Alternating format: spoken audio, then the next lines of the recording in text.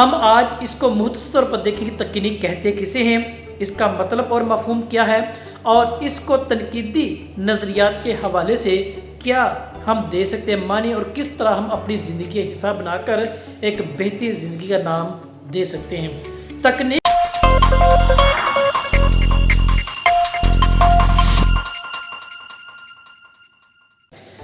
अदब का तकाजा इंसान की इस्लाह, इंसान और ज़िंदगी के माबैन ताल्लुक़ की उस्तवारी और कुदरत खुदाबंदी के माबैन उस ताल्लुक़ की मजबूती का ज़रिया बनता है।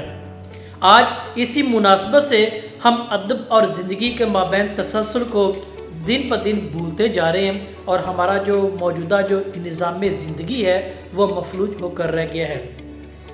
आपके सवालों की रोशनी में हमारा जो आज का मौजू तनकीदी नुक्ता नज़र के हवाले से तकनीक के हवाले से है।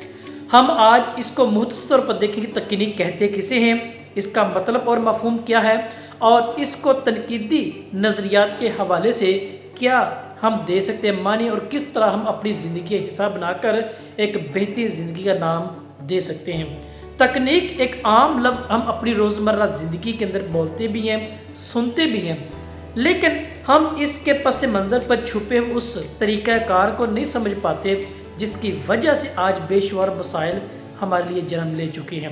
तकनीक का मतलब सबसे पहले जानेंगे, फिर इसकी तारीफ़, और फिर मुख्तसर तौर पर इसकी हम तशरीह के तौर पर बात करेंगे क्या, कैसे और किस तरह का है।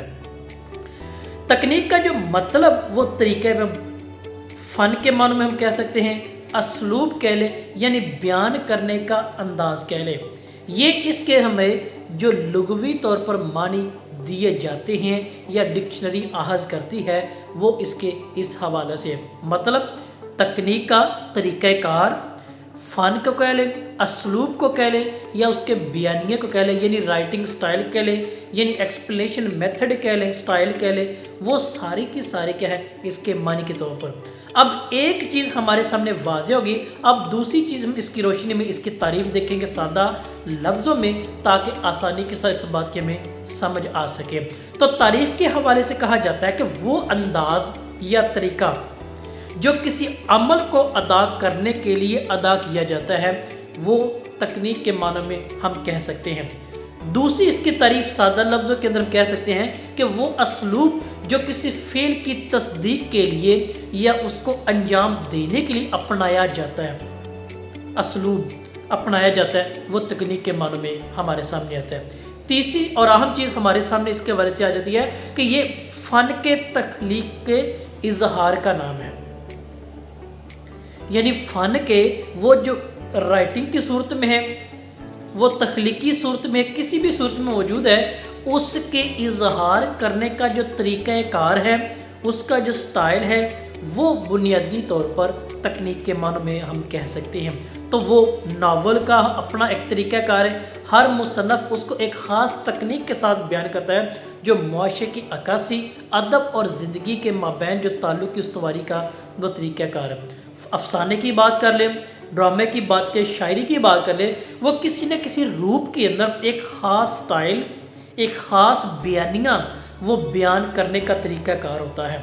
वो जो तरीक़ाकार है वो तकनीक के मानों में हमारे सामने आते हैं। अब इसकी तकरीबन 3 किस्में हैं। जो तकनीक है उसको बयान करने की जो किस्म किस किस अंदाज में है, वो हम इसको भी देख लेते हैं। पहली बयानिया तकनीक हमारे सामने आती है, दूसरी शाउर की तकनीक है, और तीसरी फ्लैश बैक की तकनीक है। इन तीनों तकनीकी जो इकसाम है, इनके पस मंज़र पर अदब जन्म लेता है, या अदब इजहार करने का तरीक़ाकार अपनाता है, जो अदब और कारी के माबैन, अदब और ज़िंदगी के माबैन ताल्लुक़ की उस्तवारी का एक ख़ास ज़रिया वो बनता है। तो लिहाजा ये वो तरीक़ाकार जिसको इस्तेमाल करते वक्त फ़नकार अपने फ़न का इजहार करता है।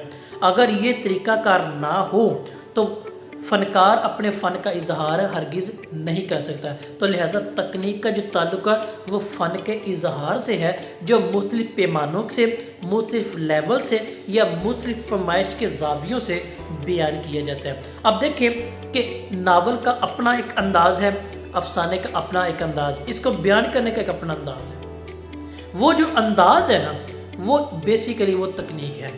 اگر شاعری اور میں دیکھیں غزل اور نظم کی بات کریں تو دونوں کا جو ایک لہجہ، ایک طریقہ کار وہ فرق ہے، تو ہر شاعر اس کو بیان کرنے کے لیے ایک خاص انداز اپناتا ہے، اس کا بیانیہ ایک انداز ہوتا ہے خاص اسلوب کے معنی میں، تو وہ جو چیز ہوگی وہ تکنیک کے معنی میں ہم کہہ سکتے ہیں۔ تو یہ تھا ہمارا آج کا مختصر طور پہ موضوع تکنیک اور اس کا پس منظر اور اقسام کے حوالے سے۔